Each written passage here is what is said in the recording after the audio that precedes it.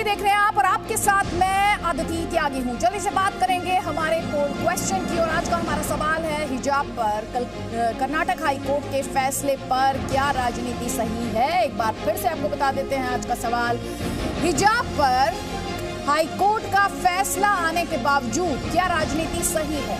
आपका जवाब हाँ या ना जो भी हो znews.com/vote पर znews.com/vote के माध्यम से अपनी राय, अपनी बात हम तक पहुंचाइए और अपने इस ब्रॉडकास्ट के दौरान हम आपकी राय हमारे दर्शकों के साथ साझा करेंगे। लेकिन उससे पहले रिपोर्ट देखिए।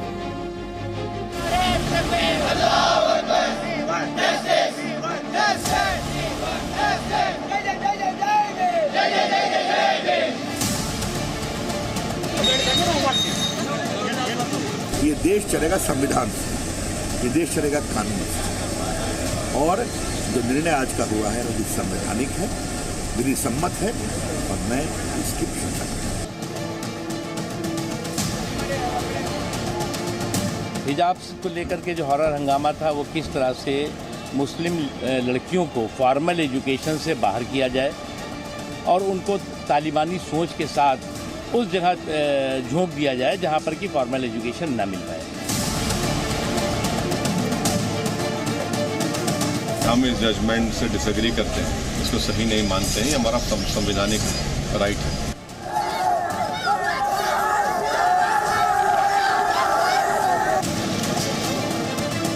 धर्म ने, हमारे मज़हब इस्लाम ने हिजाब को हमारे कंपलसरी बताया है, लिहाजा हमारे यहाँ हिजाब धर्म का हिस्सा है और हर बच्ची, हमारे यहाँ ज़्यादातर बच्चियाँ हिजाब पहनती हैं।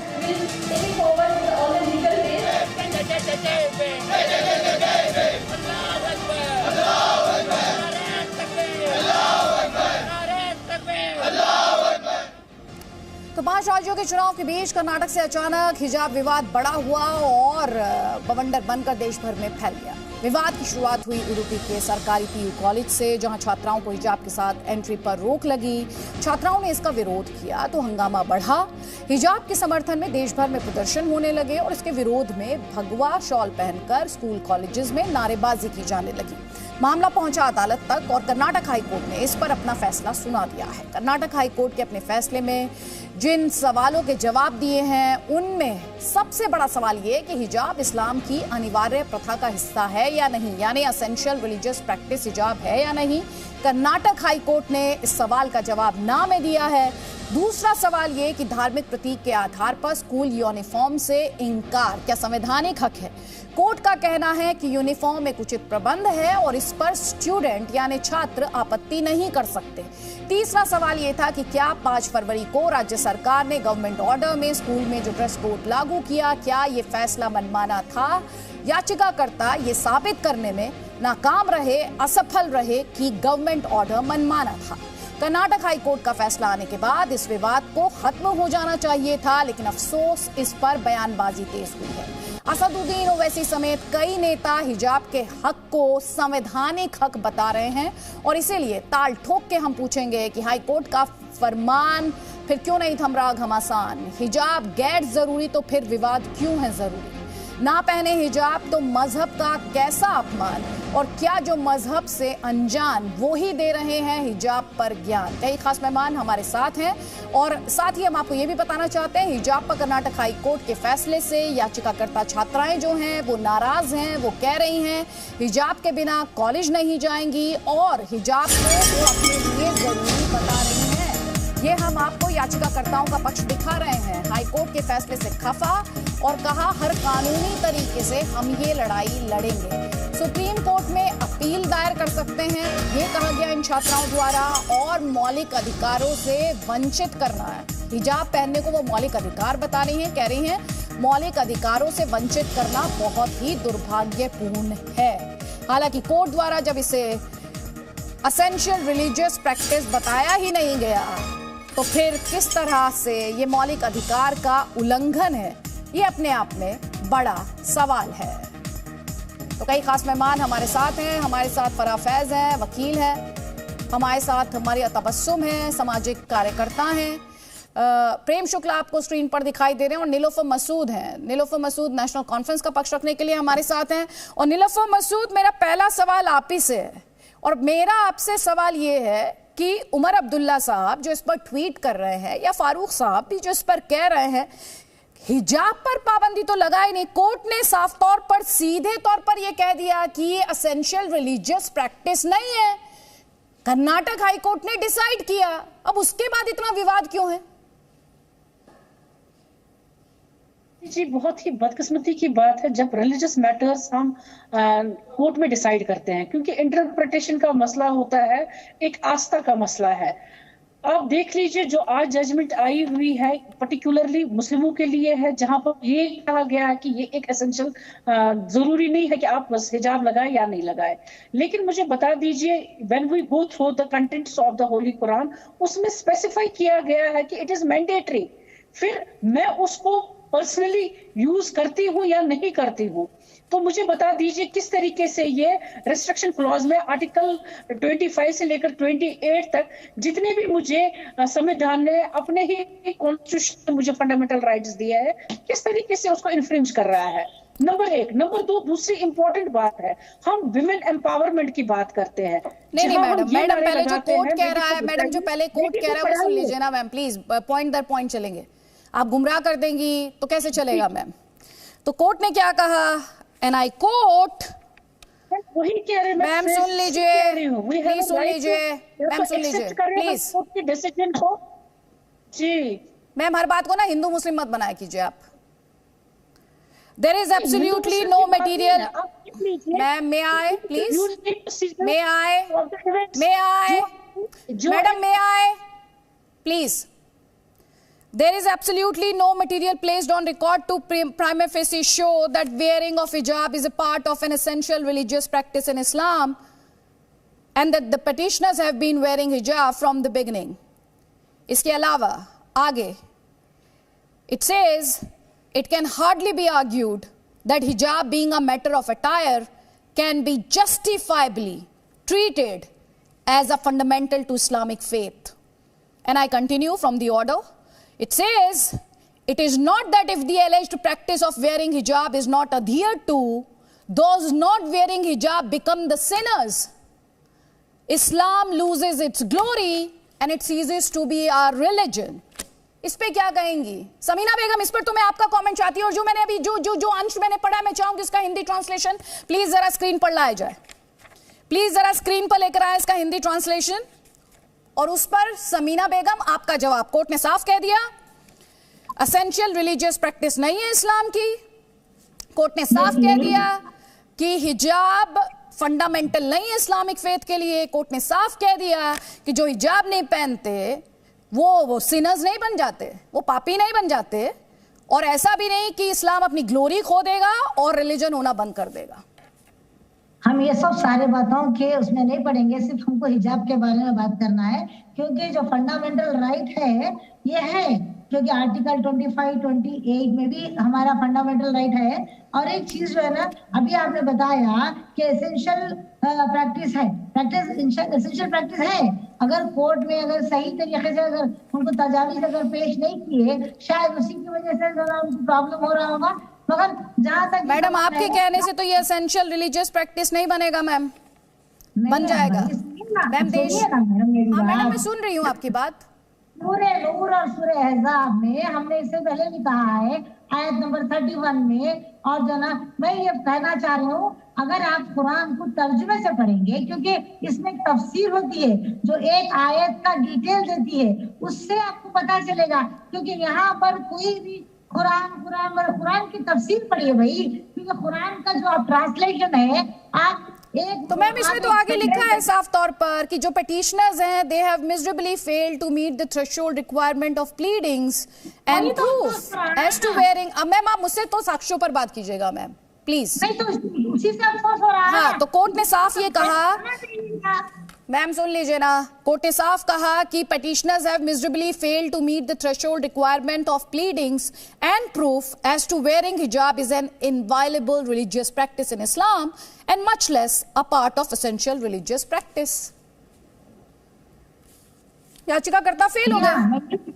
नहीं हो तो भाई इंशाल्लाह हम जो चैलेंज करेंगे सुप्रीम कोर्ट में, जो ना हम तफसील पूरा पेश करेंगे और जो है ना बराबर हमारे हक में आएगा, क्योंकि देखो आप जैसा कि बताए जो ना टर्बन पहनना सिखों के लिए एसेंशियल है, वो लोग प्रूव करें तो हम भी प्रूव करेंगे इंशाल्लाह। तो मैम आपके पास मौका था, आपके पास मौका तो था, आप प्रूव तो नहीं कर पाए। ये लास्ट सेंटेंस मैंने क्या पढ़ा है, ये लास्ट सेंटेंस मैंने क्या पढ़ा है, यही पढ़ा है मैंने। कोर्ट सीधे तौर पर कह रहा है, कोर्ट सीधे तौर पर कह रहा है, हमारे पास कुरान में है और इसकी तफसीर पढ़ेंगे तो समझ आएगा। हमारे साथ फराज ही है और क्या हमारे साथ सुबुई खान है। सुबुई खान जी अदिति, कोर्ट क्या कह रहा है और समीना बेगम क्या डिस्क्रिप्शन दे रही हैं, किस तरह से डिस्क्राइब कर रही हैं फैक्ट से। कोर्ट तो साफ कह रहा है याचिकाकर्ता प्रूव नहीं कर पाए। उन्होंने सीधा कहा जो हिजाब नहीं पहनते क्या वो सिनर्स है, क्या वो पापी हैं, और क्या इस्लाम अपनी ग्लोरी लूज कर देता है और रिलीजन नहीं रहता क्या। जी जी अदिति, देखिए ये समय बताएगा। आप और मैं भारत के ही नहीं विश्व के एक ऐसे ऐतिहासिक समय के विटनेस हैं।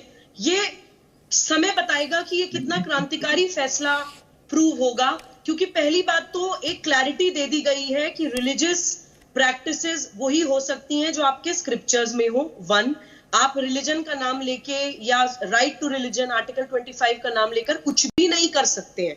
तो अब मुसलमान बच्चे भी सवाल पूछना शुरू करेंगे कि हाँ, अगर कोई चीज नहीं लिखी है इस्लाम में तो वो हमें करवाने के लिए मजबूर क्यों किया जाता है, और अगर हम नहीं करते हैं तो हमें डराया क्यों जाता है, हमें दोज़ख की ग्राफिक डिटेल्स क्यों बताई जाती हैं, हराम हलाल की लिस्ट क्यों दी जाती है।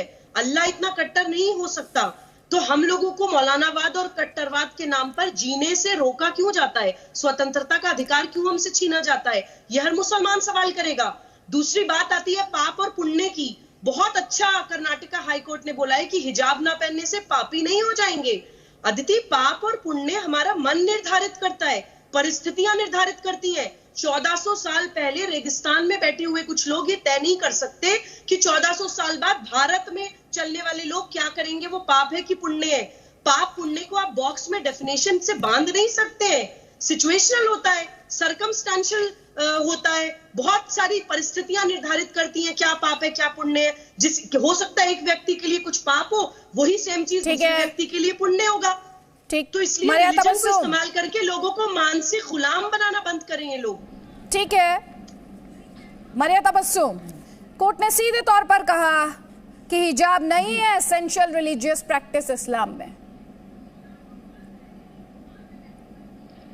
कोर्ट ने ये किया कि उन्होंने जो इंटरप्रिटेशन उनको सूट करता है, जैसे कई लोग हैं जैसे सुबुई जी हैं जो सनातनी मुस्लिम हैं, वैसे कुछ लोग हैं जिन्होंने कुरान के इंटरप्रिटेशन को गलत से किया है। तो अब जैसे सुबुई जी इंटरप्रेट कर रही हैं, वैसे कुछ कई लोग हैं। अब उनके इंटरप्रिटेशन को लेके अगर कोर्ट अपना जजमेंट देगा तो उसमें हम क्या कर सकते हैं। जो मेजॉरिटी ऑफ मुस्लिम्स, जो 99% ऑफ मुस्लिम्स दुनिया के बिलीव करते हैं कि हिजाब एसेंशियल है, तो why will the court, who give the authority to court को किसने अथॉरिटी दी है कि वो हमारे लिए इंटरप्रेट करे हमारी कुरान को। हम इंटरप्रेट करेंगे हमारी कुरान को हमारे लिए। मैम ये बताइए आप मुझे पहले, आपने उन्होंने जो इंटरप्रिटेशन फॉलो किया है, जो ट्रांसलेशन फॉलो किया है, वो उनकी जो थॉट प्रोसेस है उसको फेवर करता है, इसीलिए वो फॉलो कर, इसीलिए वो इंटरप्रिटेशन को लेके ये जजमेंट दिया गया है। हमें यकीन है सुप्रीम कोर्ट में जजमेंट हमारी ओर ही आएगा। मैडम जो आपसे अग्री नहीं करते अपने अटैक करना शुरू कर देते हैं। किसी को अटैक नहीं किया है, कोई गलत बात नहीं है भाई, कोई सनातनी मुस्लिम होना गलत बात नहीं है। लेकिन ये है कि अगर आप सनातनी मुस्लिम हैं, कोर्ट इस्लाम के बारे में आप एक्सपर्ट हैं, ऐसे एक्ट कोर्ट अदालतें, सुन लीजिए मैडम, कोर्ट अदालतें सुबुई खान के कहने से, अदिति त्यागी के कहने से, मरिया तबस्सुम के कहने से नहीं चलती हैं मैडम। ये क्लैरिटी होनी चाहिए। इस देश की अदालतें साक्ष्य पर चलती हैं। इंटरप्रिटेशन को लिया है, साक्ष्य पर चलती हैं इस देश की अदालतें। वो जो इंटरप्रिटेशन, हाँ, जो साक्ष्य पर चलती हैं, तो वो भी तो साक्ष्य पर चलती है। बार-बार आपके सामने दोहरा रही हूं, गुमराह मत कीजिए यहाँ पर बैठकर, और इसे आप और हम मत बनाइए। सुप्रीम कोर्ट है जो हायर कोर्ट है, आप और हम मत बनाइए, जाएगी आप और हम मत बनाइए इसे। कोर्ट ने कहा, मैंने पहले भी पढ़ा, एक बार फिर से वो ट्रांसलेशन लेकर आए जरा हिंदी में प्लीज, स्क्रीन पर ट्रांसलेशन लेकर आए ताकि दर्शकों तक तथ्य पहुंचे। और आप ये 99% मुसलमान ऐसा महसूस करते हैं, ये आपने कोई सर्वे कराया है क्या? कोर्ट ने क्या कहा अपने ऑर्डर में, इस वक्त आप अपने स्क्रीन पर देख पा रहे हैं। और जो हिजाब नहीं पहनती क्या वो सिनर्स हैं? आप PW का सर्वे देखिए, अभी कितने मुस्लिम, 85% of Muslims they cover their head. क्या आपने पढ़ा है वो सर्वे? इंडिपेंडेंट एजेंसी ने किया है। सुनिए मेरी बात ध्यान से। 85% ऑफ मुस्लिम्स आर कवरिंग। ये देश संविधान से चलेगा? नहीं, फिर मुझे वापस उसी बेसिक क्वेश्चन पर लौटना पड़ेगा। ये देश संविधान से चलेगा मैडम? पहले 2 सवाल है मेरे। ये देश संविधान से चलेगा, शरिया से चलेगा? जल्दी से। बिल्कुल ये देश संविधान से चलेगा, क्योंकि इस देश में शरिया का कानून लागू नहीं होता है, क्योंकि यहाँ पर जो कोर्ट है वो शरिया के कोर्ट नहीं है, वो संविधान के कोर्ट है। ये किसी ने नहीं कहा कि ये देश शरिया से चलना चाहिए। तो मैडम फिर आप क्यों गिनवा रही हैं कितने परसेंट मुसलमान ये कहते हैं जो कि अपने आप में विवादित है, जो कि अपने आप में विवादित है? मैम आप क्यों गिनवा रही हैं? और दूसरी बात, आप तो मुझसे ऐसे डिबेट कर रही हैं कि जैसे हिजाब पर पाबंदी लगा दी गई हो इस देश में। एक सेकेंड, मेरे साथ मुद्दे पर रहिए मैम, प्लीज मेरे साथ मुद्दे पर रहिए। मरिया जी, आप मेरे साथ इस तरह डिबेट कर रही हैं जैसे इस देश में हिजाब पर पाबंदी लगा दी गई हो। इस देश में लगाई क्या हिजाब पर पाबंदी? जी बिल्कुल। अगर आप हिजाब पर स्कूल में आज पाबंदी लगाती हैं तो कल के दिन आप ऑफिस में भी पाबंदी लगाएंगी। अच्छा, अगर ये भी करेंगे तो अगर को लेकर इतना बड़ा डिबेट हो रहा है, अगर को लेकर डिबेट हो रहा है, आपको डर लग रहा है? बिल्कुल। जेनोसाइड वॉच ने क्या कहा है? ये मुल्क जेनोसाइड की तरफ जा रहा है। मैडम अब आप कहां जा रही हैं? कहां जेनोसाइड हो गया मैम? Justify killing us. आपको कहां जेनोसाइड दिखा मैम? अब यहाँ पर जेनोसाइड कहां दिखा है? तो हम जा रहे हैं ना। आपको जेनोसाइड कहां दिखाई दिया है? जेनोसाइड कहां हो रहा है? किस तरह का नैरेटिव है? वही तो है ना मैडम जी। जेनोसाइड अगर शुरू होगा इंडिया में तो उसके बाद आपको तो मैम आप ये डराइए नहीं, आप यहाँ पर डराइए नहीं, आप यहाँ बैठकर डराइए नहीं। पहली बात, आप यहाँ बैठकर डराइए नहीं। पूरी दुनिया के जो आप एक एग्जांपल देकर बताइए। आप एक एग्जांपल देकर बताइए। जब जिनोसाइड हुआ था 3 दशक पहले, उस पर आज बात करते हैं तो लोगों को डर लगने लगता है। तब इस देश का सेक्युलरिज्म खतरे में आने लगता है। और अभी आप जिनोसाइड को लेकर लोगों को डरा रही हैं तो इस देश के सेक्युलरिज्म के लिए कोई खतरा नहीं है। जेनोसाइड वॉच के बारे में किसने लिखा है? किसने कहा है? क्या मैंने कहा है? जेनोसाइड वॉच किसने चलाया है? क्या वो मैं चलाती हूँ वो एजेंसी? मैडम आप जो आरोप लगा रही हैं उसका आधार क्या है? बस आप आरोप लगाएंगी, इंडिया भी फाइनल सिर्फ आरोप लगाएंगी। आप इसका साक्ष्य दीजिए, आप इसका एक एग्जाम्पल दीजिए। नहीं, बात आरोप की नहीं है मैडम। बात यह है कि आप लोग समझिए कि इसमें देखिए, फिर उसके बाद में अगर मुसलमानों को इस तरह से वो कर दिया जाएगा, इंडिया से खत्म करने की कोशिश की जाएगी, तो बाद में बीजेपी किस मुद्दे पर इलेक्शन लड़ेगी आखिर? जब मुसलमान ही नहीं रहेंगे तो उनका भी इसमें नुकसान होने वाला है। नहीं, पहले आप मुझे ये बताइए जेनोसाइड कहाँ हुआ? आपने जो कहा जेनोसाइड वर्ड आपने इस्तेमाल किया, कहाँ हुआ? मैं आपसे समझना चाहती हूँ, पहले आप ये बताइए। डिबेट आगे तब बढ़ेगी जब आप ये एग्जाम्पल देकर मुझे बताएंगे। ढूंढिए आपको ढूंढ लीजिए, अब बैठकर ढूंढिए ऑनलाइन। जी हाँ। जब आप एक तरफ संविधान की दुहाई देती हैं, जब आप एक तरफ संविधान की दुहाई देती हैं, who is Gregory Stanton? Madam आप तो एंकर हैं, आपका तो रोज यही काम होता है। आपने कई डिबेट चलाए उस जमाने में जब ग्रेगरी स्टैंटन ने कहा कि इंडिया जेनोसाइड के, जब वाराणसी में ऐसे बयान दिया गया कि मुसलमानों को मारो काटो सब बयान दिया गया, तब आपने चलाया ना। ग्रेगरी स्टैंटन ने कहा ना कि इंडिया जेनोसाइड के आखिरी स्टेज में पहुंच चुका है। तो इसमें यह किया जाता है कि पहले अगरिंग की जाती है। मैम आप कुछ स्टेटमेंट्स के आधार पर इस देश की नेगेटिव छवि को हमारे लिए इंटरप्रेट नहीं करेंगी। आप इस देश की नेगेटिव छवि नहीं पेंट कर पाएंगी, इस देश को बदनाम नहीं कर पाएंगी। 2 लोगों के स्टेटमेंट उठाकर आप किसी भी तरह के आरोप नहीं लगाएंगी। एग्जाम्पल दीजिए आप मुझे, एग्जाम्पल दीजिए पहले आप मुझे। आप एक रिस्पॉन्सिबल प्लेटफॉर्म पर आई हैं, आप मुझे एग्जाम्पल देकर बताइए कहाँ हुआ जेनोसाइड। बाबा साहब अंबेडकर ने जो कॉन्स्टिट्यूशन लिखा है उसको प्रोटेक्ट मैं कर रही हूँ। और उनके बारे में आप भूल गए, उनके बारे में भूल गए। 5 मिनट की 15 मिनट पुलिस हटवा रहे थे, को मारने वाले 5 मिनट की 15 मिनट पुलिस हटवा रहे थे। पहले आप ये बताइए उनका स्टेटमेंट भूल गए कि याद है आपको? गांधी जी को अपने मारिया तबस्सुम, और ये लोग वो आप भूल गए क्या? जो 5 मिनट से लेके 15 मिनट कितनी देर कह रहे थे? वैसे एक सेकेंड, 5 मिनट पुलिस हटवा रहे थे, 15 मिनट क्या? आप उनका स्टेटमेंट भूल गई? कितनी देर पुलिस हटवा रहे थे सबक सिखाने के लिए? कितनी देर? 15 मिनट। बिल्कुल उन्होंने गलत कहा। जिन्होंने भी ये बात कही है वो उन्होंने यहाँ तो आपको नाम लेने से भी डर लग रहा है। लिया जाना चाहिए और यहाँ अभी आपको नाम लेने से डर लग रहा है। जिन्होंने भी ये कहा पर चली गई आप, और यहाँ पर जेनोसाइड जैसे एक बहुत सीरियस वर्ड का आप इस्तेमाल कर रही है, लोगों को डरा रही है, लोगों को डरा रही है, लोगों को डरा रही है। डराने वाला नैरेटिव है के नाम फराजी कमेंट आपका, उसके बाद प्रेम शुक्ला, प्लीज जल्दी जल्दी। मैम इस तरह की रिस्पांसिबल बयानबाजी मत कीजिएगा, रिस्पांसिबल बयानबाजी मत कीजिएगा, इस मंच पर बैठकर मत कीजिएगा। मेरा कोई मीडिया चैनल नहीं है जहां पर नहीं मैम, आप इस तरह की रिस्पांसिबल गैर जिम्मेदाराना तरीके से बात नहीं रखेंगी। मैं सिर्फ देश के एक आम नागरिक हूँ और एक आम मैम आप देश के आम नागरिक हैं तो देश के कॉन्स्टिट्यूशन पर भरोसा रखिए, इस देश के कॉन्स्टिट्यूशन पर भरोसा रखिए, जैसे कि एक आम नागरिक होने के नाते मैं भी रखती हूँ। डराने वाला नैरेटिव सेट मत कीजिए, डराने वाला नैरेटिव मत सेट कीजिए। फराजी किसी को कोई डरा नहीं रहा है। ग्रेगरी मैडम प्लीज एग्जांपल आप दे नहीं पा रही हैं, एक एग्जांपल आप दे नहीं पा रही हैं, सुन लीजिए फराजी प्लीज मैम, 1 मिनट में आपका पॉइंट, उसके बाद में प्रेम शुक्ला, प्लीज जल्दी जल्दी।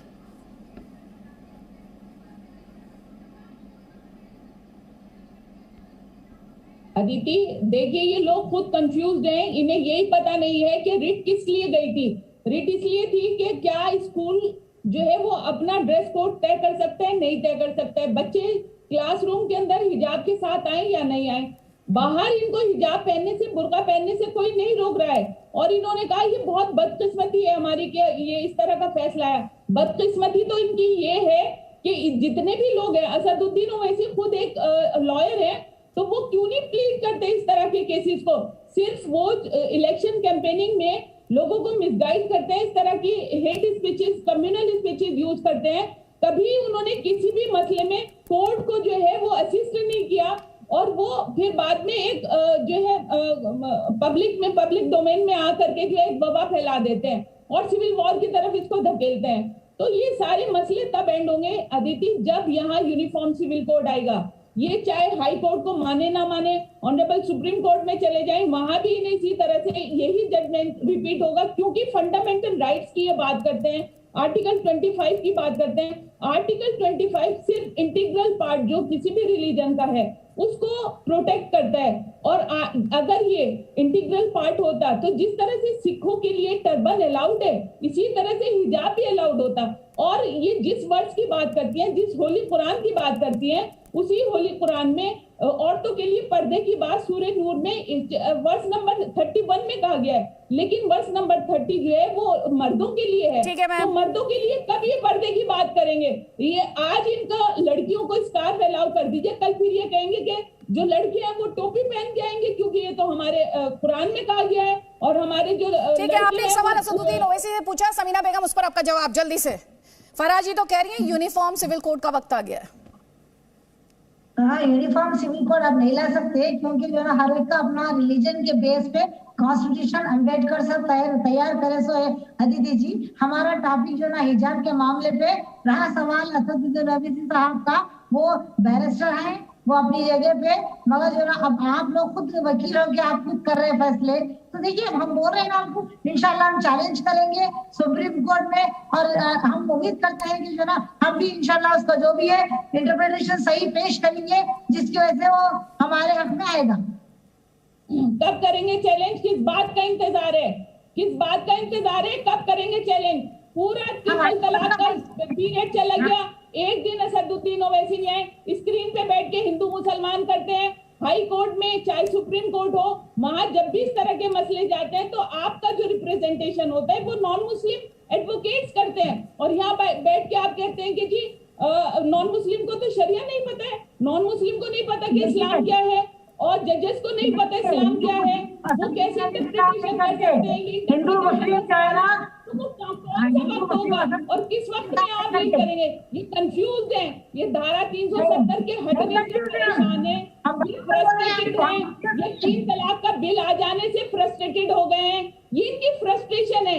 अब इनको ठीक है मैम, जवाब सुन लीजिए उनका। समीना बेगम प्लीज, फराजी जवाब सुन लीजिए मैम, प्लीज जवाब सुनिए समीना बेगम। असदुद्दीन ओवैसी साहब हिंदू मुसलमान करते हैं, अभी आपने कहा, ये कैसे कह सकते हैं आप? दूसरे अपोजिशन पार्टीज भी करते हैं, सब तो बड़ा हिंदुत्व का झंडा लेके चलते हैं, राम मंदिर का झंडा लेके चलते, वो तो इलेक्शन में नहीं करते ना वैसा हिंदू मुसलमान। ये रहा सवाल मुस्कान के इतना बड़ा हमला हुआ, इतना कोई स्पीच कम्युनलिज्म से बाहर नहीं हमला करे। केरल के गवर्नर आरिफ मोहम्मद खान क्या कह रहे हैं वो आपको सुनवाते हैं। तो मैं वक्त नहीं जाया करना चाहती, तार्किक तौर पर बात होनी चाहिए, वाद विवाद होना चाहिए, उसके लिए हम ये बहस लेकर आते हैं दर्शकों की क्लैरिटी के लिए। केरल के गवर्नर आरिफ मोहम्मद खान क्या कह रहे हैं सुनिए। जुडिशरी से कोई भी फैसला आता है तो हम सब की कानूनी और नैतिक जिम्मेदारी है उसको स्वीकार करना। तो मुझे उम्मीद है सब लोग स्वीकार करेंगे इस डिसीजन। अगर जो लोग ये सवाल कर रहे हैं उनसे पूछिए क्या फ्रीडम नहीं है जुडिशरी। तो जुडिशरी के फैसले का सम्मान होना चाहिए। प्रेम शुक्ला, आप कैसे इन लोगों को एक्सप्लेन करेंगे, कैसे इन्हें कन्विंस करेंगे, कैसे इन्हें परसुएड करेंगे? यहाँ तो जिनोसाइड तक बात पहुंच गई, मरिया तबस्सुम ने जिनोसाइड तक बात पहुंचा दी। देखिए, जो लोग ट्रिपल तलाक को भी धर्म का बुनियादी मसला मानते थे, जो लोग हलाला के विरोध जो है मौन साधे बैठते हैं, जो लोग पर्दा प्रथा, हमने तो बचपन से ही जो है स्कूलों में यही पढ़ाया गया कि पर्दा प्रथा कुप्रथा है। आज हाईकोर्ट यह स्पष्ट तौर पर कह रहा है कि बुर्का पहनना, हिजाब पहनना यह धर्म का अंतर्गत अंग नहीं है। ऐसे में भाई आप हाईकोर्ट गया कौन था? हाईकोर्ट में इस हिजाब को लेकर, इसके समर्थन को लेकर गई थी वो मुस्लिम लड़कियां। उन मुस्लिम लड़कियों को कहना चाहिए था कि भाई हाईकोर्ट फोरम ही नहीं है, हम शरीयत ही मानेंगे, हम संविधान नहीं मानेंगे, हम न्यायपालिका नहीं मानेंगे। जब आप न्यायपालिका के पास इस संदर्भ में न्याय मांगने गए तो न्यायपालिका जो न्यायोचित बातें हैं, जो उनके सामने तथ्य और वैज्ञानिक तर्क हैं, उनके आधार पर एक निर्णय सुनाया। अब आपको लगता है कि हम उस निर्णय से असंतुष्ट हैं तो आपके पास फोरम है कि आप सर्वोच्च न्यायालय जाएं, लेकिन आप सड़कों पर उतरकर नारे तकबीर अल्लाह अकबर के नारे लगा रहे हैं। और एक campus front of India, PFI जैसे जो अलगाववादी संगठन है, उनके उकसावे में आकर भारत को बदनाम करने की योजना में जो शामिल लोग हैं वो नरसंहार जैसी बातें कर रहे हैं। साहब, इस देश में नरसंहार दो ही बड़े हुए हैं, एक 1947 का नरसंहार जो इस्लाम के नाम पर किया गया, दूसरा 1990 का नरसंहार हिंदू पंडितों का कश्मीर में, वो भी मस्जिदों से जो है बाकायदा ऐलान करके हिंदुओं का नरसंहार किया गया। आज तक इस देश में कहीं भी मुसलमानों के नरसंहार का कोई भी तथ्य और प्रमाण नहीं है। 54 कार सेवकों का गोधरा में नरसंहार करने का दुष्कृत्य जिहादी शक्तियों ने किया। बम कांड करके जिहादियों ने अल्लाह अकबर के नारे लगाकर बम फोड़कर निर्दोष हिंदुओं का नरसंहार किया। आप जो है, आज तक हिंदू कभी भी हिंसक नहीं होता है, हिंदू कभी भी किसी के नरसंहार करने की कल्पना भी नहीं करता है। लेकिन कुछ लोग अगर नरसंहार करने की धमकियां दे रहे हैं तो ये समझ लें यह देश जो है संविधान से चलने वाला है और इस देश के पास नरसंहार जैसी धमकी देने वालों के खिलाफ संविधान के दायरे में कार्रवाई का अधिकार है और कड़क कड़ी कार्रवाई होगी। फिर चिल्लाते हुए टहलेंगे। नीलोफर मसूद, उसके बाद समीना जी, जल्दी जल्दी प्लीज। देखिए आदित्य जी, बहुत ही बदकिस्मती की बात है, ये नरसंहार की बात कर रहे हैं। क्या इनको ये नरसंहार याद नहीं है जब जम्मू में 1947 में 1 लाख से नरसंहार तो आपने शुरू किया, किसी पंडित को हाथ नहीं लगाया। किसने मरवाए? जिन्ना ने मरवाए ना, जो आपके वैचारिक अब्बा हैं, आपके वैचारिक आका ने मरवाए ना। डायरेक्ट एक्शन की बात किसने की? इस देश को बांटने का कुकर्म किसने किया? क्या इस देश को इस्लाम पे बांटने का कुकर्म नहीं किया गया? और कश्मीर में नरसंहार नहीं किया गया? आपको शर्म नहीं आती है कि हिंदुओं के नरसंहार पर, उनकी लाशों पर खड़े होकर आप लोगों ने जिस तरह से अट्टहास किया, उस पर आपको शर्म नहीं आती है? बेशर्मी से आप बातें कर रही हैं बैठकर। आपको माफी मांगने की आपको आवश्यकता नहीं महसूस होती है? आपने जिस तरह का नरसंहार करने के पास जिस तरह का जो है आपराधिक नृत्य किया है, उस पर माफी मांगने का, तौबा करने की आवश्यकता है। लेकिन आप तौबा नहीं करेंगी क्योंकि यजीदों की औलादें तौबा नहीं करती है, क्योंकि यजीदों की औलादें जो है हमेशा दूसरों को देश देती है। इस तरह बहस नहीं। नीलोफर मसूद, ये वीडियो पे लगे हुए हैं और सब जानते हैं इस चीज को। टीचर्स के लिए कोई ड्रेस कोड नहीं है। टीचर्स के आपने दुपट्टे उतरवा दिए, आपने वहां के उनके हिजाब उतरवा दिए। ये खाली स्टूडेंट्स तक आपने महदूद नहीं रखा। नोएडा में आपने लाठीचार्ज किया औरतों पर जो चल रही थी बुरके में नहीं बल्कि हिजाब में, इस ऑर्डर की वजह से। और अब आप इसी ऑर्डर की वजह से आप ये बेस बनाना चाहते हैं कि एक संविधान होना चाहिए। एक हम अगर उस प्रथा को मानते हैं, आप मुझे बताइए संविधान होने चाहिए। नहीं, एक सेकंड, कितने संविधान चाहती हैं आप देश में? शरिया चाहती हैं? एक सेकेंड, कितने संविधान होने चाहिए एक देश में भाई? कितने कानून होने चाहिए? कितने कानून चलाने मैम? उन कानून की तो धज्जियां आप उड़ाती है। नहीं, धज्जियां तो आप है। जो आज हो रहा है, क्या संविधान जितना हमारा कॉन्स्टिट्यूशन है, जो हमारे प्रोविजंस है, क्या आप लोग उनको मानते हैं? नहीं मानते, नहीं मानते। आपसे मैं सिंपल सवाल पूछती हूँ मैम। पहली बात एक सेकंड थोड़ा मैम मेरी बात सुन लीजिए। क्या कर्नाटक हाई कोर्ट का फैसला अनकॉन्स्टिट्यूशनल है, गैर संवैधानिक है? सीधा जवाब दीजिए मुझे। हर किसी को राइट है, अगर कोई डिसीजन आया हुआ है इसे डिसेंट करे। नहीं, अभी आपने संविधान की दुहाई दी थी, ये गैर संवैधानिक है या नहीं? आपसे सिंपल सवाल पूछ रही हूँ, सीधा जवाब दीजिए मुझे। आप किसी को वर्डिक्ट जुरिस्डिक्शन नहीं है कि वो किसी के रिलीजन चाहे वो मैंडेटरी है या डायरेक्टरी, उसको डिसाइड करे। नहीं, कोर्ट ये कर्नाटक हाई कोर्ट का फैसला गैर संवैधानिक है आपके हिसाब से या नहीं? इसका जवाब या तो हाँ है या ना है। लोगों पर ही छोड़ दीजिए। नीलोफर मसूद, जब आप ये बोलने की हिम्मत नहीं रखती और इस सवाल का जवाब देने की हिम्मत नहीं रखती, तो लोगों को बरगलाने के लिए इस मंच का इस्तेमाल मत कीजिए। या तो आप कहिए ये फैसला कर्नाटक हाई कोर्ट का गैर संवैधानिक है, कहिए आप। बिल्कुल गैर संवैधानिक। It is against the provisions. Subuhi Khan ma'am, आप सीधे तौर पर सवाल का जवाब या तो दीजिए। कहां का संविधान पढ़ के सीधे तौर पर सवाल का जवाब दीजिए सुबोई खान। जी मैं अदिति डायरेक्टली, अरे दे रहा है नीलोफर जी सुनिए होगी। अदिति प्लीज ये चुप होंगी तो मैं बोलूंगी। नीलोफर जी, मैं डायरेक्टली आपसे मुखातिब होना चाहती हूँ। आप यहाँ पर अपना सर कवर करके बैठी हैं, आपको कोई मनाही नहीं है, ना आपको कोई मनाही होगी। हम हमेशा से ये बोलते हैं कि बिकनी पहनना भी अगर किसी महिला का अधिकार है, शरीर ढकना भी महिला का अधिकार है, लेकिन उचित जगह पर और अपनी इंडिविजुअल कैपेसिटी में। जब बच्चियां स्कूल जाती हैं, यूनिफॉर्म पहनती हैं, यूनिफॉर्म पहननी चाहिए, वहां पर वो बिकनी या बुर्का पहन के नहीं जा सकती हैं, पहली बात। दूसरी बात पूरी बात नहीं हुई है नीलोफर जी, एक बात और सुन लीजिए। रिलीजन का बात सुन लीजिए फिर जवाब दीजिएगा।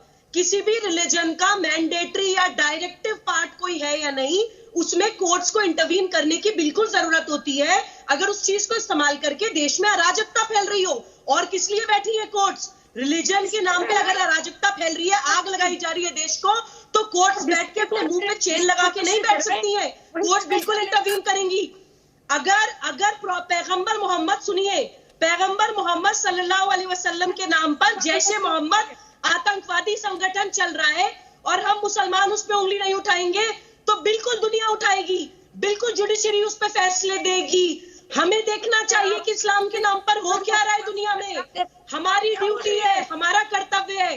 हम मौन समर्थन क्यों देते हैं कट्टरवाद को? हम मौन समर्थन क्यों देते हैं अलगाववाद को? अगर पढ़े लिखे मुसलमान आकर ये नहीं देखेंगे कि हो क्या रहा है इस्लाम के नाम पर, तो डेफिनेटली जो दूसरे लोग अथॉरिटीज में बैठे हैं वो देखेंगे, क्योंकि समाज में समरसता बनाए रखने की उनकी जिम्मेदारी है। आप डिसाइड करेंगी नीलोफर जी, आप डिसाइड करिए। अच्छा आप करिए, बताइए मुझे, आप बताइए। आपसे एक सवाल पूछ रही हूँ, आपसे सवाल पूछ रही हूँ, क्या पैगंबर मोहम्मद के नाम पर जैसे मोहम्मद चलना जायज है? क्या इस्लाम के नाम पर कश्मीरी हिंदुओं का मास, रेप, मर्डर, स्लॉटर जायज था? क्या इस्लाम के नाम पर मुसलमान बच्चों को मानसिक तौर पे गुलाम बना देना जायज है?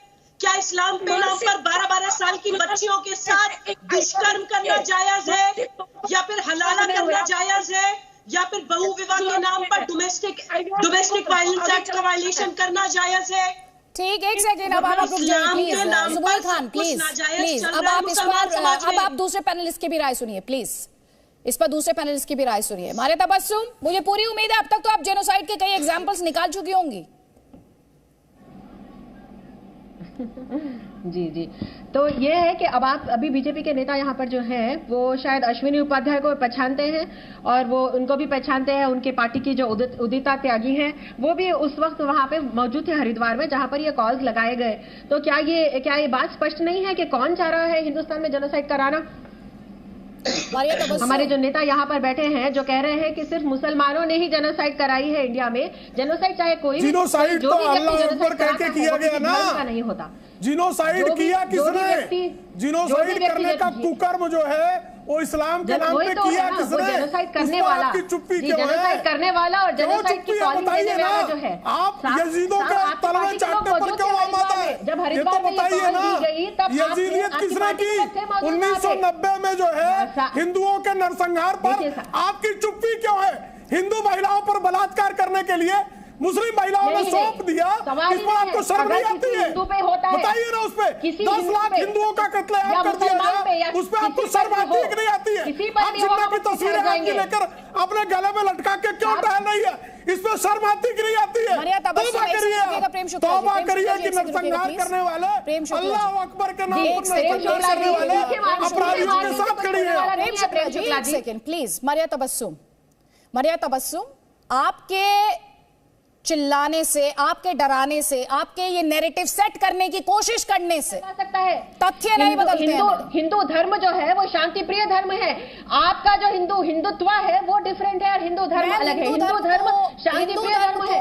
हिंदू धर्म ये काम नहीं कर सकते है। जैसे आप जो राम का, जो श्री रामचंद्र जी का नाम, किसी के सर्टिफिकेट की जरूरत नहीं है। सुनिए मेरी बात। और जिस धर्म संसद का आपने जिक्र किया, जिस धर्म संसद का आपने जिक्र किया, मैम प्लीज आप फैक्ट्स को तोड़ मरोड़ कर पेश करिए। उसमें एक्शन हुआ या नहीं हुआ? पहले तो मैं आपसे ही जानना चाहती हूँ कि आपको कितना पता है इस बारे में। उसमें एक्शन हुआ, उसमें गिरफ्तारियां हुई, उसमें FIR हुई या नहीं हुई? पहले तो आप ये बताइए। उसके बाद सुबुही खान प्लीज। किसमें? मुस्कान के केस में कहती हैं आप मुस्कान के केस की बात कर रही हैं?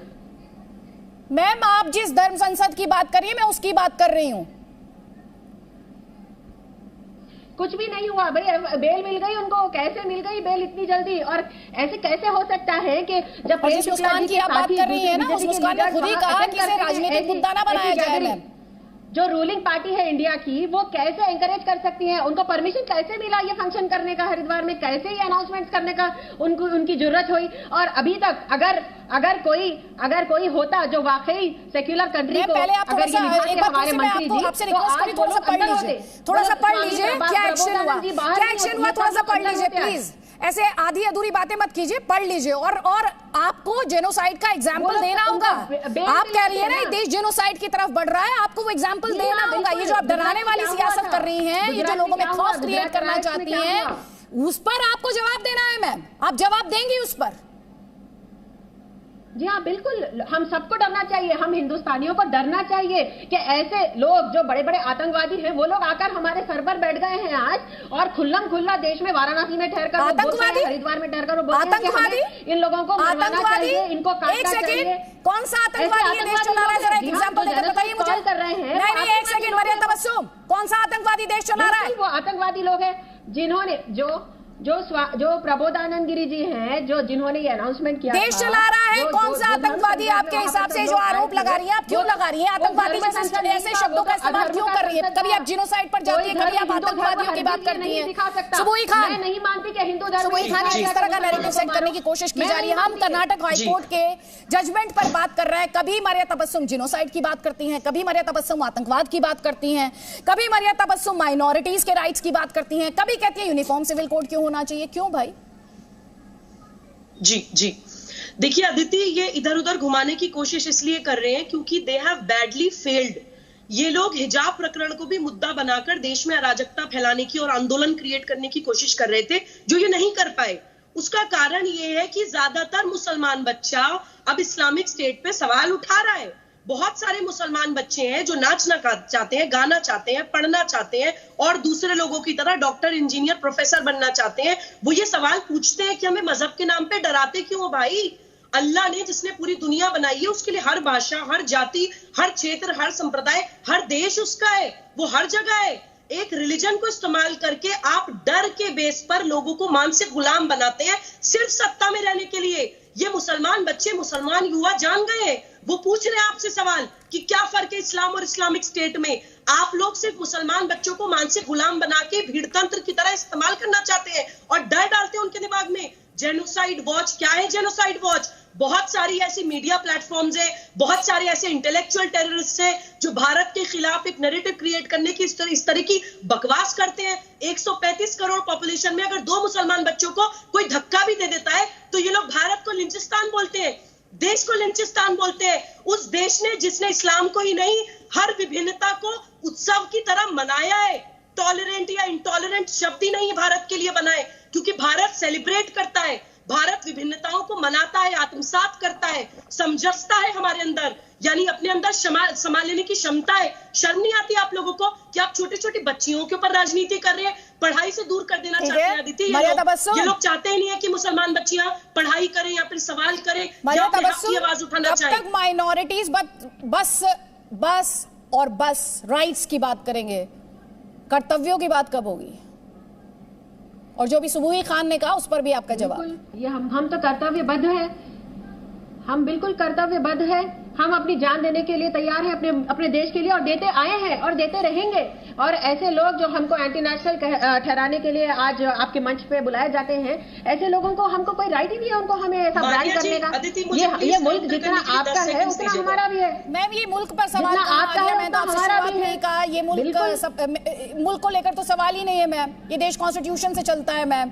कॉन्स्टिट्यूशन के दायरे में आपको रहना है, कॉन्स्टिट्यूशन के दायरे में त्यागी को रहना है, कॉन्स्टिट्यूशन के दायरे में सुबुही खान को रहना है। आप और हम तो आप कर रही थी, तिलक लगाकर आप और हम तो मैडम आप कर रही थी। स्कूल में ना आए, आप धागा, अगर आप हनुमान भक्त हैं तो अगर धागा पहनकर स्कूल ना आए, मैंने तो कभी नहीं कहा है सर, क्योंकि मेरे पास भी कॉलेज में मुस्लिम हिंदू सब पढ़ते हैं। ना मैंने किसी मुसलमान बच्ची को ये हिजाब निकालने के लिए कहा है, ना किसी हिंदू बच्चे को अपना धागा निकालने के लिए कहा है, क्योंकि ये सब हमारे बच्चे हैं, ये हमारे मुल्क का फ्यूचर है। आप चाहते हैं कि हमारा फ्यूचर ही भ्रष्ट हो जाए पूरी तरह से, उसकी पहचान देखिए। क्योंकि जब लोग पढ़ेंगे, जब बच्चियां पढ़ेंगे तो आपको कोई वोट नहीं देगा, इसीलिए आप चाहते हैं कि पढ़े ही नहीं बच्चियां। स्कूल ड्रेस का पालन करने से कैसे कोई सवाल उठ सकता है? स्कूल ड्रेस का पालन करने से तो बता दीजिए आप बिंदी और तिलक कह रहे हैं। एक सेकंड, बड़ा स्टेटमेंट है, जहां भी स्कूल ड्रेस है उसका पालन होना चाहिए। स्कूल कॉलेज के ड्रेस कोड को सभी को मानना चाहिए। केंद्रीय मंत्री राजनाथ सिंह का बयान। कर्नाटक हाईकोर्ट ने एक जजमेंट दिया है, मैं समझता हूं कि उस जजमेंट का सभी को स्वागत किया जाना चाहिए। आज जो हिजाब के मामले में जजमेंट दिया है उन्होंने, और उन्होंने कहा है कि हमारी बेटियां चाहे किसी भी धर्म अथवा क्षेत्र की हों, उन पर कोई बंदिश यह स्वीकार्य नहीं है। यदि स्कूल कॉलेज का कोई ड्रेस कोड है तो मैं समझता हूं कोई किसी धर्म का हो, किसी मजहब का हो, उस ड्रेस कोड को मानना चाहिए। और इसी के अनुरूप हाईकोर्ट ने, कर्नाटक हाईकोर्ट ने आज अपना जजमेंट भी दिया है।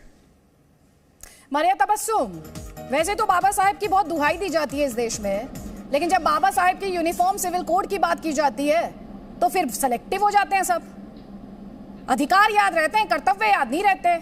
माइनॉरिटीज के राइट्स प्रोटेक्टेड है ये याद रहता है, लेकिन वही कॉन्स्टिट्यूशन यूनिफॉर्म सिविल कोड की बात करते हैं सब भूल जाते हैं। बाबा साहब ने कॉन्स्टिट्यूशन में यूनिफॉर्म सिविल कोड लिख दिया है, ये मैं समझी नहीं कि बाबा साहब का कैसे हो गया यूनिफॉर्म सिविल कोड। क्या कॉन्स्टिट्यूशन में है यूनिफॉर्म सिविल कोड, जिस कॉन्स्टिट्यूशन को बाबा साहब ने लिखा है? आपने अभी कहा बाबा साहब का यूनिफॉर्म क्या लिखा है और क्या नहीं लिखा है। कॉन्स्टिट्यूशन में अधिकार भी लिखे हैं, कर्तव्य भी लिखे हैं। कॉन्स्टिट्यूशन में क्या यूनिफॉर्म सिविल कोड? टोटलिटी में। अब मैं आपको, क्योंकि सुबुही खान लॉयर भी हैं, Subuhi Khan, can you please enlighten her? मैं आपसे रिक्वेस्ट कर सकती हूँ कॉन्स्टिट्यूशन में यूनिफॉर्म सिविल कोड को लेकर अगर आप थोड़ा सा ज्ञानवर्धन कर पाए, सुबुही खान। जी मारिया जी, देखिए अभी पूरा देशवासी आपको देख रहे हैं कि किस तरह से प्री कंसीव नोशंस और अजम्पशंस के आधार पर आप मुसलमान, पढ़े लिखे मुसलमान बच्चों को बहका रही हैं। Uniform civil code article 44 directive principles of state policy clearly instructions देता है स्टेट को कि आपको एक यूनिफॉर्म सिविल कोड लाना है। समाज में समानता, एक यूनिफॉर्म सिविल लॉज होनी चाहिए। संविधान ही कहता है, जिस संविधान की आप दुहाई दे रही हैं, पढ़िए अभी खोलकर आर्टिकल 44 संविधान का। और संविधान सुनिए बात सुनिए पूरी, लड़िए मत, आप मुझे लड़िए मत। मारिया जी बात सुनिए, बीच में मत काटिए। मैं यहाँ पर लड़ने नहीं बैठी हूँ, मैं तर्कों पे बात करने के लिए बैठी हूँ। संविधान में आर्टिकल 12 से लेके आर्टिकल 35 तक फंडामेंटल राइट्स है, अधिकार है, लेकिन उसी संविधान में आर्टिकल 51A भी है, फंडामेंटल ड्यूटीज भी है।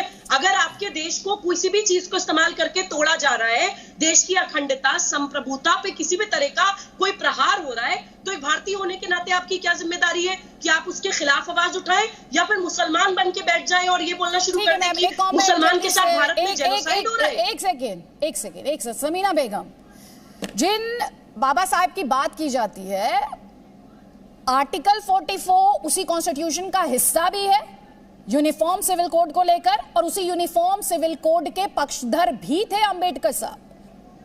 तो सेलेक्टिव क्यों हो जाते हैं? जब संविधान की दुहाई देनी होती है तो अंबेडकर जी का नाम, और जब यूनिफॉर्म सिविल कोड की बात होती है तब उससे पल्ला झाड़ लिया जाता है, क्यों?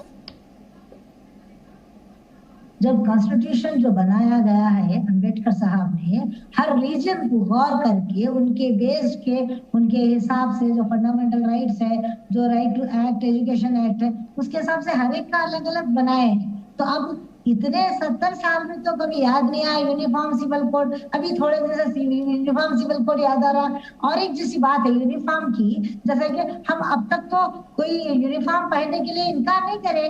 10th तक तो बच्चे स्कूल को आज भी यूनिफॉर्म पे जाते हैं। सिर्फ कॉलेज में जो यूनिफॉर्म की बात हो रही है, सिर्फ स्कार्फ की बात हो रही है। बुर्खा तो कोई पहन के क्लास में तो आके नहीं बैठेगा। स्कार्फ बोलो, सिर्फ हेड स्कार्फ है वो। तो इसमें डिफरेंस अगर समझना चाहिए। हम अगर सेटिस्फाइड नहीं है तो जो ना हम जा सकते हैं सुप्रीम कोर्ट को कि हम जो ना हमारी डालने के लिए कि हमको ये चाहिए, हमको ये नहीं चाहिए। हम थोड़ा डिसएग्री करते हैं ये हाईकोर्ट के फैसले से। इंशाल्लाह हम जो ना जाएंगे और कोशिश करेंगे कि जो ना फैसला हमारे फेवर में हो। रहा सवाल जो सुबीर खान जो ना मैडम बोल रही थी इधर से क्या जो लिंचिंग बोल के, ऐसे कई केसेस है मॉब लिंचिंग के। उनको याद है कि अखलाक हुसैन या फैजल खान के मामले में कई मुसलमानों को मार दिया गया है। अफसर अली, कांग्रेस पार्टी कहाँ है इसमें?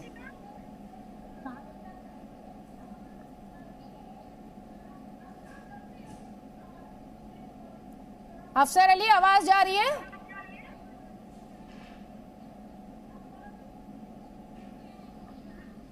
अफसर अली वासी, आप तक आवाज पहुंच रही है? जी आई आवाज आई। कांग्रेस पार्टी का क्या स्टैंड है? आपकी पार्टी के नेता तो बता रहे थे कि अभिव्यक्ति की आजादी के नाम पर कुछ भी पहन सकते हैं। प्रियंका गांधी वाड्रा ने कई सारे ऑप्शंस दिए थे। ये आजादी तो हमें बाबा साहब अम्बेडकर ने आर्टिकल 19 में भी दी है, हमें क्या किसी को भी दी है। अदिति जी, अपनी मर्जी से जीने का अधिकार, अपनी मर्जी से पहनने का, ओढ़ने का अधिकार, ये तो आर्टिकल 19 में हमें दिया गया है। ये इंसान की अपनी मर्जी है। मर्जी से नहीं है सर, सुनिए ना चॉइस से है। सुनिए, पहन सकता है, ओढ़ सकता है अपनी आजादी से। ये हमें आजादी में आर्टिकल 19 में हमें आजादी दी गई है। अपनी मर्जी से कोई भी आजादी, सुन लीजिए, कोई भी आजादी एब्सोल्यूट नहीं है। आपकी आजादी तभी तक है जिस दिन तक वो मेरी आजादी में खलल नहीं है सर। ये क्लैरिटी होनी चाहिए। कोई भी आजादी उन्माद की गारंटी नहीं देती है, इजाजत नहीं देती है। आजादी पैरामीटर्स के साथ में ऑपरेट करती है। आजादी पाबंदियों के साथ है। आप उसी दिन तक आजाद हैं जब तक आप अदिति त्यागी या किसी और की आजादी में खलल नहीं डाल रहे हैं। ये कॉन्स्टिट्यूशन क्लियरली कहता है कोई भी फ्रीडम एब्सोल्यूट नहीं है, और इंडिविजुअल गुड पब्लिक गुड के सामने छोटा है। ये भी इस देश का कॉन्स्टिट्यूशन कहता है। जी हाँ, आर्टिकल 19 आप ध्यान से पढ़िएगा, उसमें लिखा गया है कि इंसान अपनी मर्जी से आजाद है, आजादी से पहनने ओढ़ने की आजादी है उसे। तो आप ये कहना चाह रहे हैं मुझसे, मुझे आर्टिकल 19 आप पढ़वा रहे हैं सर। मैं आर्टिकल 19 क्या, मैं आर्टिकल 14 से आपको बताऊं क्या? वैसे आपको ये भी बता देती हूँ, राइट टू इक्वालिटी भी कुछ होता है, ठीक? राइट टू इक्वालिटी भी होता है। और ये जो माइनॉरिटीज के राइट्स प्रोटेक्टेड है ना सर कॉन्स्टिट्यूशन में, सुन लीजिए मेरी बात, जो ये जो माइनॉरिटीज के राइट्स प्रोटेक्टेड है उसमें राइट टू इक्वालिटी उससे पहले आता है। माइनॉरिटीज के राइट से पहले कॉन्स्टिट्यूशन में राइट टू इक्वालिटी आता है। और ये आपको दिक्कत है कर्नाटक हाईकोर्ट के फैसले से? आज आप पढ़ा रहे हैं आर्टिकल 19, आपको दिक्कत है हाईकोर्ट के फैसले से? पहले तो आप ये क्लियर कीजिए मुझे। हाई कोर्ट के फैसले से किसी को दिक्कत हो या ना हो, बात ये नहीं है। हाई कोर्ट से ऊपर भी अदालतें हैं, सुप्रीम कोर्ट भी जा सकते हैं इसके लिए, ऐसा कुछ नहीं। हाई कोर्ट ने अगर कह दिया तो वो माना जाएगा। हम सुप्रीम कोर्ट जाएंगे इसके लिए। तो इसके लिए तो संवैधानिक प्रक्रिया उसके लिए है। और वैसे भी आप तो जिस पार्टी से ताल्लुक रखते हैं वो तो शाहबानो केस में कोर्ट के फैसले को भी नहीं सर, शाहबानो केस में कोर्ट के फैसले को भी बदल चुकी है। नहीं सर, शाहबानो केस में कोर्ट के फैसले को भी बदल चुकी है। आप तो जिस पार्टी से ताल्लुक रखते हैं। प्रेम शुक्ला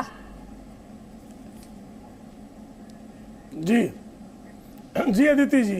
सर ये कह रहे हैं कि अभिव्यक्ति की आजादी, ये हमने बीते दिनों में कई बार सुना है। आर्टिकल वैसे अफसर अली जी सुने, आर्टिकल 19(1)(a), थोड़ी देर पहले आर्टिकल 19 की बात कर रहे थे, तो वो तो है फ्रीडम ऑफ एक्सप्रेशन। 21 है प्रिवेसी।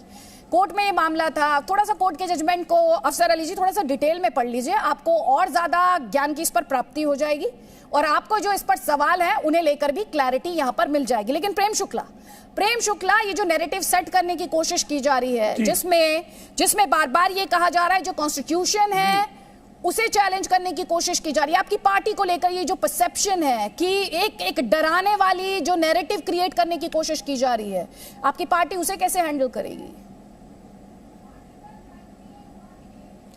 देखिए, मैं ये इनसे जानना चाहता हूं कि ये फैसला किसका, भारतीय जनता पार्टी का है? ये निर्णय कर्नाटक के हाई कोर्ट का है। कर्नाटक के हाई कोर्ट ने ये फैसला लिया कैसे है? संविधान के आलोक में लिया है। संविधान के आलोक में इन विषयों पर चर्चा हुई है। उसमें एक मुस्लिम जज मौजूद है, और जो इस्लाम को भली भांति जानता है, और वो ये कहता है कि किसी प्रकार का वेशभूषा जो है वो इस्लाम का अंतर्गत अंग नहीं है।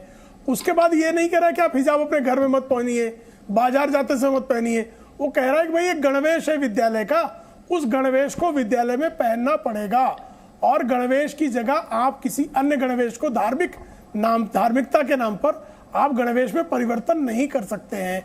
अब इस विषय को लेकर आप अभिव्यक्ति की आजादी पे उतारू हो जा रहे हैं। अभिव्यक्ति की आजादी का इससे क्या लेन देन है साहब?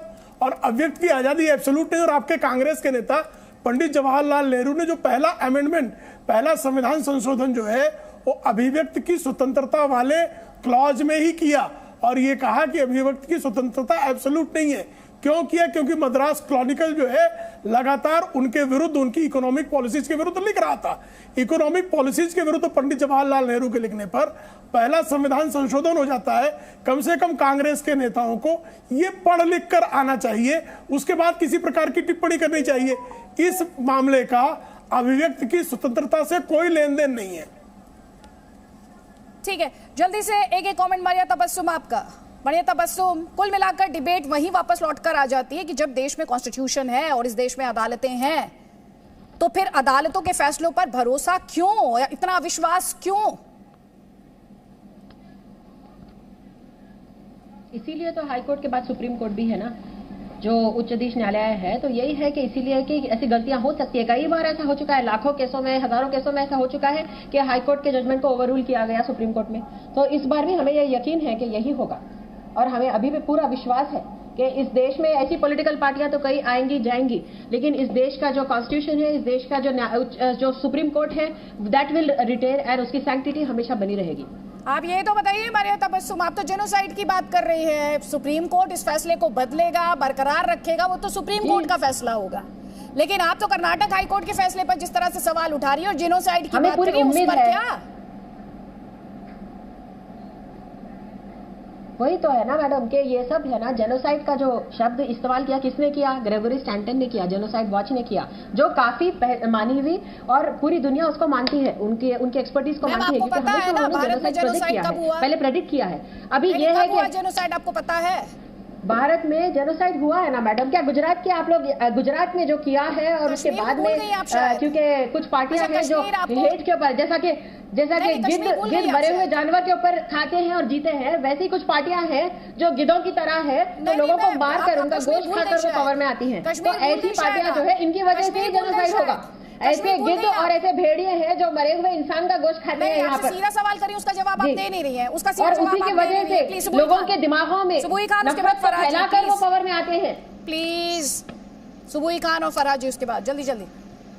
जी जी, देखिए मारिया जी, बार बार आपको तर्क के तौर पर समझाने की कोशिश की जा रही है, लेकिन आप पता नहीं यहाँ पर कोई वेस्टेड इंटरेस्ट लेकर बैठी हैं या कोई राजनीतिक महत्वाकांक्षाएं लेकर बैठी हैं, ये हमें नहीं पता। हम सिर्फ इतना कह रहे हैं कि उस जिम्मेदारी को समझिए। जब हम नेशनल पैनल पर बैठे होते हैं किसी नेशनल चैनल में, समाज में जहर घोलना या किसी भी तरह की र्यूमर मॉन्गरिंग करना, अफवाह फैलाकर लोगों के घर में दिलों में डर डालना या फिर उनको हिंसा के लिए प्रेरित करना, हमारे देश में कानून है, आईपीसी, उसमें दंडनीय अपराध है। तो प्लीज ये करना बंद करिए। भारत के इतिहास में कभी भी किसी भी माइनॉरिटी के साथ खराब नहीं हुआ है। ज्यूज को पूरी दुनिया में परसिक्यूट किया गया था। मारिया जी फिर आप बीच में, मैं किसी पार्टी से नहीं आती। आप कौन से फैक्ट्स हैं आपके? मैं किसी राजनीतिक दल का हिस्सा नहीं हूँ, जाकर सर्च करिए। ना कभी जीवन में रही हूँ। मेरा नाम सुबुई खान है, मैं अधिवक्ता हूँ, सामाजिक कार्यकर्ता हूँ। हम लोग राष्ट्र जागरण अभियान नाम से एक नेशनलिस्ट मूवमेंट चला रहे हैं, जो राजनीतिक दल नहीं है, एक सामाजिक अभियान है। हम लोग ये कहना चाह रहे हैं, जो देश की चुनौतियां हैं उसको समझिए, एक भारतीय होने के नाते समझिए, एक मुसलमान होने के नाते समझिए कि इस्लाम के नाम पर इस्लामिक स्टेट को बढ़ावा दिया जा रहा है भारत में, द्विराष्ट्रवाद को बढ़ावा दिया जा रहा है भारत में, मुसलमान बच्चे के दिमाग में विक्टिम माइंडसेट डाला जा रहा है। अगर आप नेशनलिस्ट हैं नारिया जी, जो भी मुसलमान अपने देश से प्यार करता है और नेशनलिस्ट है, वो सबसे पहले तो ये कहेगा कि मैं माइनॉरिटी नहीं हूँ। 30 करोड़ लोग माइनॉरिटी नहीं होते। मैं अपने माँ बाप की इकलौती बेटी हूँ, मैं अकेली बहन हूँ, मेरे 2 भाई हैं, तो क्या मैं माइनॉरिटी हो गई? माइनॉरिटी शब्द ही सिर्फ अपनी कंट्री को इमोशनली ब्लैकमेल करने के लिए इस्तेमाल हो रहा है। कौन सी परिभाषा के हिसाब से आप माइनॉरिटी हैं? इस सवाल का जवाब दे दीजिए। 30 करोड़ लोग माइनॉरिटी होते हैं, ये बता दीजिए। जरा सा धक्का लगता है तो लोग लिंचिंग कहते हैं। जी जी, बिल्कुल मारिया जी, 135 करोड़ पॉपुलेशन में 2 आपको माइनॉरिटी का मतलब नहीं मालूम है क्या? नंबर है कि परसेंटेज नहीं निकल सकती है। आप परसेंटेज निकाल के देखेंगे तो माइनॉरिटी है ना मुस्लिम्स की। क्या आपको पता नहीं है कि मुस्लिम्स की माइनॉरिटी है इंडिया में? क्या आपको पता नहीं है? आपको पता है माइनॉरिटी का? मारिया जी, कौन से हिसाब से माइनॉरिटी है मैं आपसे पूछ रही हूँ। 30 करोड़ लोग माइनॉरिटी नहीं होते हैं। यूनाइटेड नेशंस की कोई डेफिनेशन दिखा दीजिए, किसी भी इंटरनेशनल कन्वेंशन की कोई परिभाषा दिखा दीजिए। 30 करोड़ सेकंड लार्जेस्ट मेजॉरिटी है मुसलमान भारत में, कहां से माइनॉरिटी है हम? अरे अधिकार से रहिए, सम्मान से रहिए, अधिकार भी मिलेंगे, कर्तव्यों का भी पालन करिए। क्या वन साइडेड नैरेटिव क्रिएट करते हैं आप? वक्त कर्तव्यों का हम पालन करना चाहिए, करते रहेंगे, बिल्कुल करते रहेंगे। और कुछ पार्टियां जो आकर हेटरेट को फैलाने की कोशिश कर रही हैं, वो हम फैलने नहीं देंगे। वही हमारा धर्म है, हमारा कर्तव्य है कि हम हिंदुस्तान के कॉन्स्टिट्यूशन आप जेनोसाइड की बात करेंगे तो हेटरेट नहीं है मैडम। आप जेनोसाइड की बात करेंगे तो हेटरेट नहीं है। और नीलोफर मसूद, अगर पंडितों के लिए इंसाफ की बात की जाती है, तब अगर पंडितों के लिए इंसाफ की बात की जाती है तो उसे कम्युनलाइज करना है। लेकिन इस देश में अगर एक स्टेट में एजुकेशनल इंस्टीट्यूशन में हिजाब की बात की जाती है तो इस देश का सेक्युलरिज्म खतरे में आ जाता है। ये कैसे डबल स्टैंडर्ड्स हैं? आदित्य जी, पंडितों को हिसाब, ये कहते हैं कि जस्टिस मिले, तो हम भी तो वही चाहते हैं, लेकिन मुसलमान भी उसके साथ है। अगर उनके साथ इनजस्टिस हुआ है तो उनको भी जस्टिस मिलना चाहिए। अगर क्रिश्चियनों या सिखों के साथ कोई इनजस्टिस हुआ है तो हमारे कॉन्स्टिट्यूशन के पैरामीटर्स के अंदर अगर उनको हम जस्टिस चाहते हैं तो इक्वली मिले। तो इसमें कोई ये नहीं कहता कि दो राय नहीं है, डबल स्टैंडर्ड, कि आप एक कम्युनिटी को जस्टिस दे दीजिए और दूसरी कम्युनिटी के साथ आप इनजस्टिस कीजिए। मैं फिर से ये दोहराना चाहूंगी क्योंकि लास्ट कमेंट आप ले रही हैं, चूंकि रिलीजियस मैटर्स जो होते हैं बहुत ही सेंसिटिव मैटर्स होते हैं, बेहतर रहेगा और मुझे लगता है बहुत अच्छा रहेगा अगर सुप्रीम कोर्ट में लैंड हो जाता है। अल्टीमेटली वही लैंड उसको होना है। जितने भी स्टेक होल्डर्स है आप उनको एक बोर्ड पर ऑन बोर्ड ले लीजिए, उसी के हिसाब से आप मैटर को डिसाइड कीजिए, क्योंकि जो चीजें आपके लिए मैंडेटरी, कमेंट जल्दी से आपका मैंडेटरी ना हो। जवाब ले लीजिए फराज जी। ये जितनी भी समस्याएं हैं ये औरतों से रिलेटेड है और ये परेशान हो चुके हैं। आप कितना बड़ा एग्जांपल देखिए कि जमीयत उलमा हिंद हमेशा ये कहता है, जितने भी आतंकवादी हैं ये हमेशा उनकी जो पैरवी करते हैं और ये कहते हैं कि हम इनके केस लड़ेंगे। आज तक कभी किसी डेस्टिट्यूट महिला का या किसी विडो का या फिर किसी ट्रिपल तलाक विक्टिम का केस इन्होंने नहीं लड़ा है। तो ये हमेशा औरतों को डिग्रेड करते हैं। और जाकर के मुस्कान को 5 लाख रुपए का चेक दिया, तो किस बात के लिए उन्होंने चेक किया? ये टारगेट औरतों को बनाया जा रहा है जबरदस्ती, जानबूझ करके। और इन्हें पता है कि अगर अगला स्टेप जो है इस गवर्नमेंट में यूनिफॉर्म सिविल कोड ही होगा, और यूनिफॉर्म सिविल कोड टोटली जो है वो विमेन्स के एम्पावरमेंट के लिए होगा। तो इन्होंने इस बार औरतों को टारगेट बनाया, लेकिन ये जान लें कि इनकी ये जो नीति है ये बिल्कुल फेल होगी। ठीक है, आप कह रहे हैं ये जो स्ट्रैटेजी है ये फेल होगी। आपसे भी मेहमानों का बहुत बहुत शुक्रिया। Presenting B News app available on Google Play and App Store. Download it now.